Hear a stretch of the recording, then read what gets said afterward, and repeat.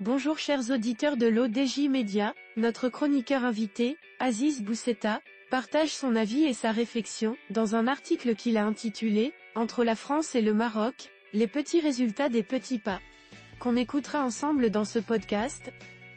Notre journaliste entame sa présentation du sujet en disant « La politique des petits pas, un rabibochage progressif, la reprise par petites touches, autant d'expressions pour définir ce qui se produit aujourd'hui. Entre le Maroc et la France, deux États amis depuis 5 siècles, deux pays interdépendants depuis 7 décennies, mais deux pays encore plongés dans la crise la plus profonde de leur histoire. » Notre chroniqueur invité commence par expliquer au début de son article Rabat et Paris ont connu l'affaire Ben Barka en 1965, puis celle de notre ami le roi en 1991, puis encore la glaciation de l'ère Jospin au tournant du siècle et du millénaire, puis l'affaire Amouchi en 2014, depuis quelques années, l'accumulation d'actes inamicaux français et les réactions marocaines encore plus inamicales ont creusé un fossé, devenu ravin, puis précipice entre les deux pays, les choses s'étant encore plus, voire très durablement, aggravées avec la question des restrictions des visas.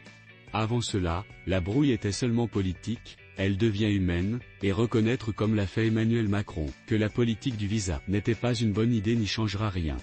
Les États oublient, les peuples plus rarement, ou plus lentement. Le président Macron mène une politique étrangère doublement particulière, d'abord en raison des contextes géopolitiques changeant depuis quelques années, et ensuite par son approche personnelle tendant à rompre avec les alliances classiques dans l'objectif d'en proposer de nouvelles.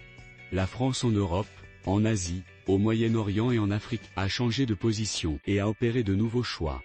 Au Maghreb, la nouvelle orientation de M. Macron a conduit la France à se placer au bord de la rupture avec le Maroc tout en restant éloigné de l'Algérie, malgré les intentions et les déclarations.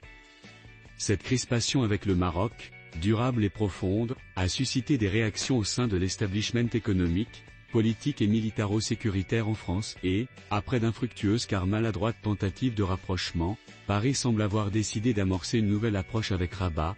Cette approche prend en compte la nouvelle doctrine diplomatique marocaine, déclinée par le roi Mohamed VI en août 2022, et axée autour du nouveau prisme de la politique étrangère du royaume. Quelle est cette nouvelle approche française ? Il s'agit en fait de la traditionnelle et ancienne politique des petits pas, les différents petits signes, comme la visite de militaires français début octobre, en uniforme, à La Aïoun, ou la petite phrase du représentant permanent français à l'ONU fin octobre sur la nécessité d'avancer sur le dossier du Sahara, ou encore la première puis la seconde sortie de l'ambassadeur de France au Maroc, d'abord dans les médias puis à l'université, et encore la première puis seconde déclaration du nouveau ministre des Affaires étrangères français Stéphane Séjourné, avance à toute petite avancée mais avancée quand même à Rabat. Monsieur Aziz Bousseta enrichit son discours de la manière suivante. Par ailleurs, les différentes sorties médiatiques ou autres de l'ancien ambassadeur de France en Algérie Xavier Driancourt ne sont sûrement pas le fruit du hasard, eu égard au rang du personnage et à l'extrême sensibilité de la question algérienne en France.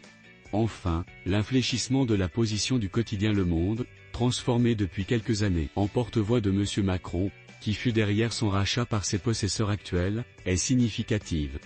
Tout cela, comme dit plus haut, est le fruit du discours royal d'août 2022, mais pas seulement, car les Français semblent avoir pris la mesure de ce qu'ils pouvaient perdre sur les plans géopolitiques, économiques et sécuritaires, maintenant que l'opinion publique marocaine est devenue partie prenante de la question. Et le problème est bien là, les petites avancées amélioreront certainement les relations d'État à État, mais pas la perception de la France par les Marocains, qui regardent déjà ailleurs. Une seule chose pourrait vraiment remettre la France dans les préoccupations et, pourquoi pas, dans les cœurs de Marocains où elle s'était durablement établie, et c'est le Sahara, où la France doit s'investir résolument et franchement avant d'y investir, lucrativement. L'auteur conclut son article ainsi.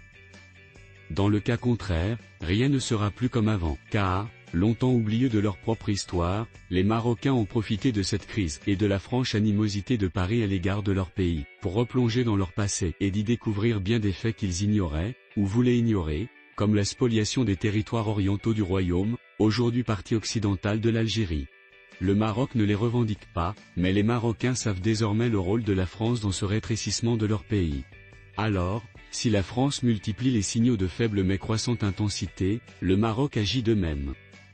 La rencontre des princesses royales avec Madame Brigitte Macron et l'accord pour la venue de Monsieur Séjourné au Maroc sont des faits qui méritent certes l'attention des observateurs, mais autant que la dernière sortie de la directrice des archives royales sur le morcellement de l'intégrité territoriale du royaume, ou que les fuites sur le possible rachat par le capital marocain en un an d'une seconde banque française implantée au Maroc, en plus d'autres actions moins visibles. Il est donc indéniable que la glace fond entre les deux capitales, anciennement amis proches et alliés solides, et qui cherchent aujourd'hui à trouver un terrain d'entente et un langage commun pour aller, ensemble, vers l'avenir.